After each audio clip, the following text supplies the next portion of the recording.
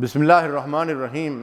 ایک تجزیہ نگار بتا رہے تھے کہ سیدنا سلیمان علیہ السلام کے پاس جبریل علیہ السلام آئے اور ان سے کہا کہ اللہ تعالیٰ نے 3 چیزیں آپ کے لیے بھیجی ہیں، ان میں سے کسی ایک کا انتخاب کر لیں، دولت، شہرت اور علم۔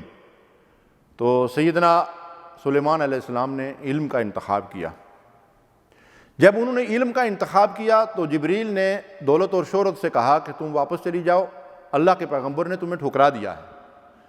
تو اس کے بعد ان دونوں نے جبریل سے کہا کہ اللہ تعالیٰ نے جب ہمیں پیدا کیا تھا تو اس وقت اللہ تعالیٰ نے ہمیں ایک حکم دیا تھا، اور وہ حکم یہ تھا کہ جہاں علم جائے گا تم بھی اس کے پیچھے پیچھے جانا۔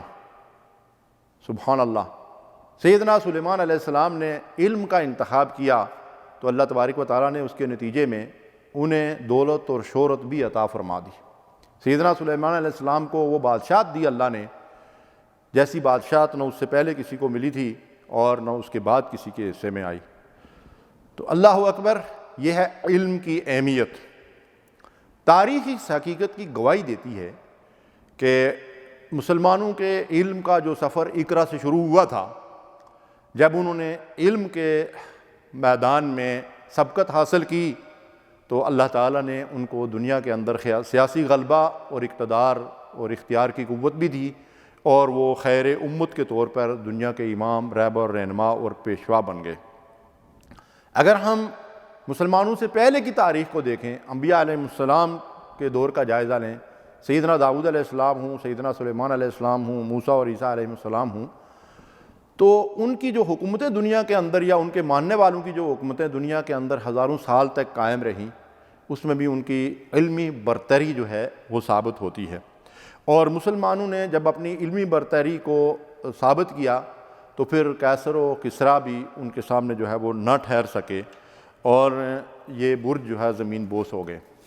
اس علم کی اہمیت کا اندازہ آپ اس سے لگائیے کہ اللہ تبارک و تعالیٰ نے نبی صلی اللہ علیہ وسلم پر جو پہلی وحی نازل فرمائی تو اس کا آغاز ہی اقرا سے ہوا۔ اس کے بعد اس پہلی وحی میں ارشاد فرمایا کہ الذی علم بالقلم، اللہ نے قلم کو علم کے سیکھنے سکھانے کا ذریعہ بنایا۔ علم الانسان ما لم یعلم، انسان کو اس علم کے ذریعے سے وہ کچھ سکھایا کہ جو وہ انسان نہیں جانتا تھا۔ سیدنا آدم علیہ السلام کو جب اللہ تعالیٰ نے پیدا فرمایا تو ان کی بھی علمی برتری اللہ تبارک و تعالیٰ نے فرشتوں کے سامنے ثابت کی تھی، اور سیدنا آدم علیہ السلام کو تمام چیزوں کے اسماء اور خواص جو ہے وہ بتا دیے تھے جن کا ذکر قرآن مجید میں آیا ہے۔ بخاری اور مسلم کی روایت ہے کہ نبی صلی اللہ علیہ وسلم نے فرمایا کہ جانتے ہو عالم کو عابد پر کتنی فضیلت ہے؟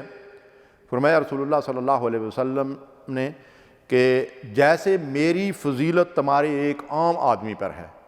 یہ کون سا عالم ہے جس کو اللہ نے یہ مرتبہ اور مقام دیا ہے، جن کے بارے میں رسول اللہ صلی اللہ علیہ وسلم نے فرمایا کہ یہ علماء انبیاء علیہ السلام کے وارث ہوتے ہیں، اور انما یخشی اللہ من عبادہ العلماء۔ عالم وہ ہوتا ہے جو اللہ سے ڈرتا ہے، اس کے دل میں تقویٰ ہوتا ہے، پرہیزگاری ہوتی ہے، علم کے ساتھ خوف خدا بھی ہوتا ہے۔ اور اللہ تعالیٰ فرماتے ہیں قل هل یستوی الذین یعلمون والذین لا یعلمون، یہ عالم اور جاہل دونوں برابر نہیں ہو سکتے ہیں، اس لیے کہ عالم تو آنکھوں والا ہے اور دوسرا جو ہے وہ اندھا ہے، دوسرا جو ہے وہ جاہل ہے، عالم علم والا ہے۔ اب اس علم کا جو سفر غار حرا سے شروع ہوا تھا، اس کے حوالے سے آج ہم کہاں کھڑے ہیں؟ جب ہم علم کے حوالے سے پستی اور گراوٹ میں گرے تو پھر دنیا کی قیادت اور سیادت بھی ہمارے ہاتھوں سے نکل گئی۔ تو ناظرین کرام، سامعین محترم، اللہ تبارک و تعالیٰ نے لوح محفوظ سے ہمارے لیے قرآن کی صورت میں وحی نازل فرمائی، ہدایت کی کتاب نازل فرمائی۔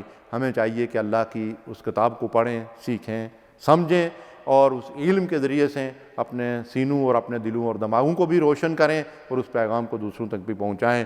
وآخر دعوانا الحمدللہ رب العالمین۔